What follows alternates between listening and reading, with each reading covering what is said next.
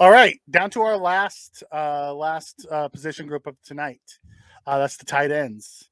We have our three mainstays from last year, or really in general, who I expect probably be the three that make it.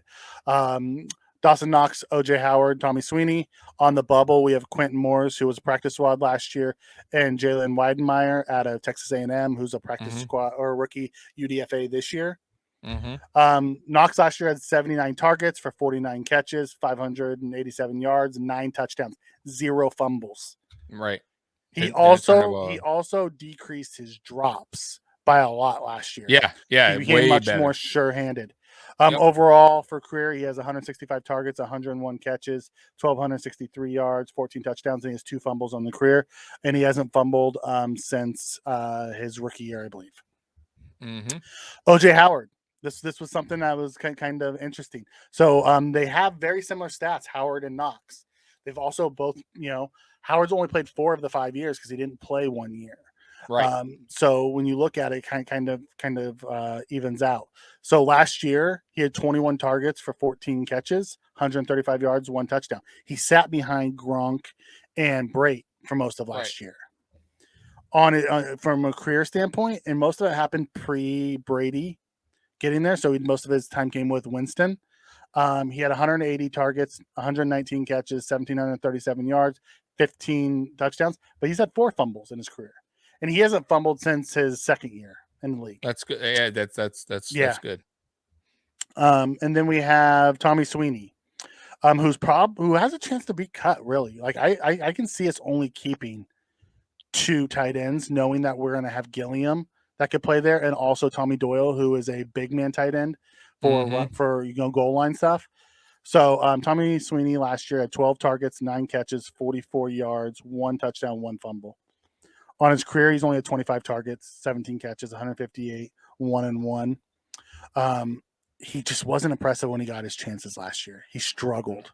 Yeah, he did. He was slower than I remember. Like I kind of felt like he took a step back, to be honest with you. I thought he had a better rookie season. He looked a little bit more faster.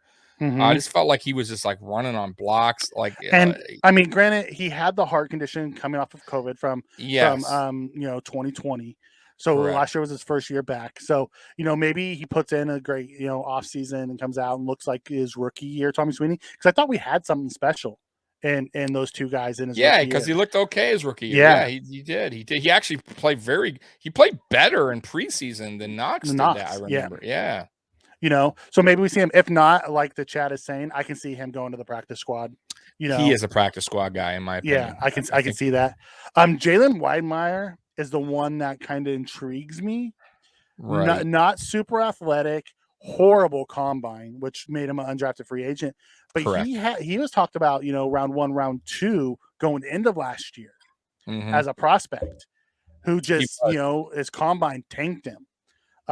Super productive, but not super athletic. So it'll be interesting to see what he brings this offseason. I can see him being a practice squad guy and maybe wide receiver, tight end 2 down the line if he can grow. Yeah, I can kind of see that too. He's just heavy-footed. So he doesn't really cut too well. He's not a very good route runner.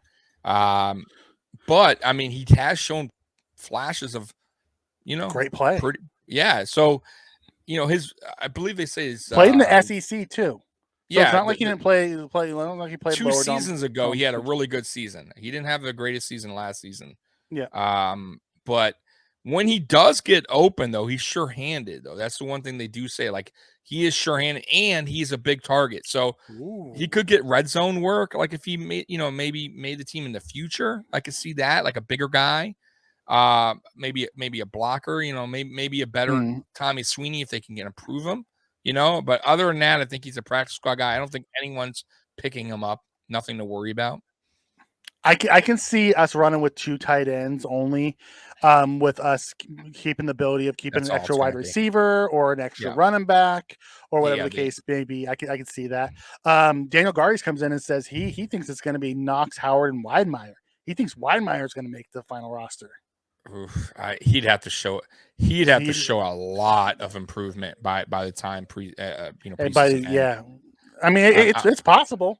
You possible. got to remember the roster, and I said this to you guys like a couple weeks ago. There's going to be guys that either get cut or traded that, it's going to be like, oh man, I really liked him, but it's just we have a very full roster, guys. You can't keep them all, and it's easier said than done by you can't just throw them to the practice squad because people pick them up. Like you can only protect, I think, 2. So no. or 3. Is it 3? No, the roster protections. Yeah. But that's starting on a Tuesday. So Right. everyone at the end of each week, everyone's open. Exactly. So that's why we got picked off. We got picked off our practice squad like 4 times last year. Correct. So it makes it tough, to keep some of these guys that you think you could just stash them away. It's not that easy. Like if another team sees them and likes them, just like we got McKenzie from the Broncos, it is what it is.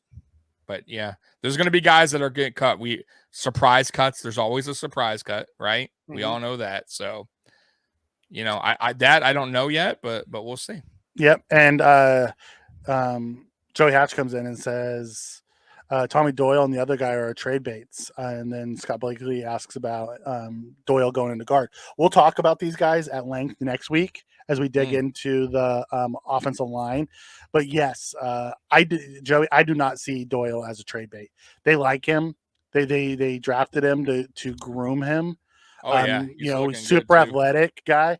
They're working on him at all positions, because you have to remember last year he was basically a second tight end for us, and even caught a touchdown pass in the game against the playoff game against the Patriots. So I see him being a big part of their future.